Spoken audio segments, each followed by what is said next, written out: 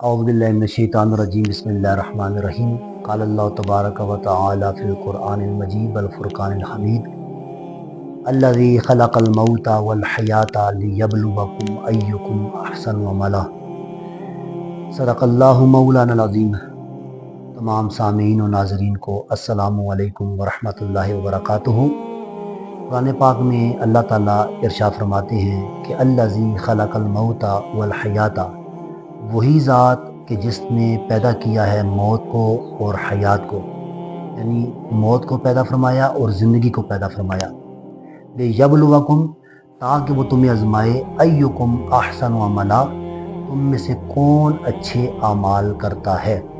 یعنی اللہ پاک نے انسان کو دنیا کے اندر بھیجا ہے، انسان کی تخلیق فرمائی ہے، انسان کو پیدا فرمایا ہے، تو اس لیے پیدا فرمایا کہ وہ دیکھے انسان آیا کہ اچھے اعمال کرتا ہے یا نہیں کرتا۔ تو اس آیت مبارکہ سے بات معلوم ہوتی ہے کہ ہمیں دنیا کے اندر اللہ پاک نے بھیجا ہے، تو کس لیے بھیجا ہے؟ کہ ہم اچھے اعمال کریں۔ اب اچھے اعمال کیا ہیں؟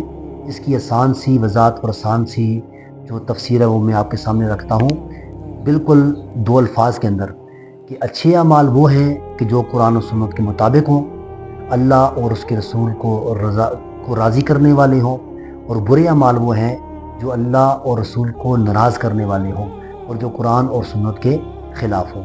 تو اللہ پاک نے انسان کو پیدا فرمایا کس لیے؟ کہ انسان اچھے اعمال کرے۔ آج ہم نے اپنے ایک جو ذہن کا سوچنے کا انداز بنا لیا ہے، وہ یہ بنا لیا ہے کہ انسان جب وہ دنیا میں آیا ہے تو کمانے کے لیے آیا ہے، کھانے کے لیے آیا ہے، پینے کے لیے آیا ہے، سونے کے لیے آیا ہے، دنیا کی یہ جو رنگینیاں ہیں ان سے لطف اندوز ہونے کے لیے آیا ہے، جب کہ اللہ پاک نے ہمیں بتا دیا کہ تمہارے آنے کا مقصد صرف یہ نہیں ہے، کیونکہ کھاتا تو جانور بھی ہے، پیتا تو جانور بھی ہے، سوتا تو جانور بھی ہے۔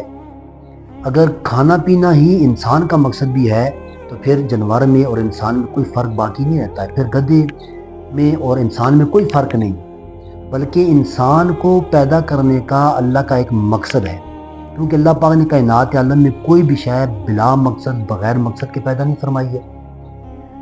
جس طرح کی روایت کے اندر ملتا ہے میں کتابوں کے اندر کہ موسیٰ کلیم اللہ علیہ السلام کا گزر ہوا، آپ نے ایک چھپکلی کو دیکھا تو آپ نے ذہن میں یہ خیال کیا، سوچا کہ اے میرے مولا تو نے اس چھپکلی کو کس لیے پیدا کیا؟ تو وہی آ گئی، رب کی طرف سے پیغام آ گیا کہ اے موسیٰ، جو سوال آپ نے پوچھا ہے نا، تھوڑی دیر پہلے آپ کو دیکھ کر اس چھپکلی نے بھی یہی سوال مجھ سے پوچھا تھا کہ اے اللہ تو نے اس انسان کو کس لیے پیدا کیا ہے؟ تو کوئی بھی شے اللہ پاک نے کائنات عالم میں بلا مقصد یا بغیر مقصد کے پیدا نہیں فرمائی ہے۔ اسی طرح انسان کی بھی دنیا میں آنے کا مقصد ہے، اور وہ یہ مقصد ہے کہ انسان دنیا میں اچھے اعمال کرے، برے اعمال سے بچے اور اچھے اعمال کو اپنائے، یہ انسان کا مقصد ہے۔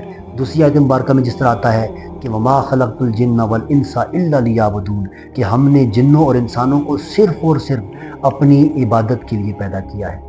تو انسان کے دنیا میں آنے کا سب سے بڑا مقصد یہ ہے کہ انسان دنیا میں آ کر اللہ کی عبادت کرے، اچھے اعمال کرے اور بری اعمال سے بچے، بری عادات سے اپنے آپ کو محفوظ کرے۔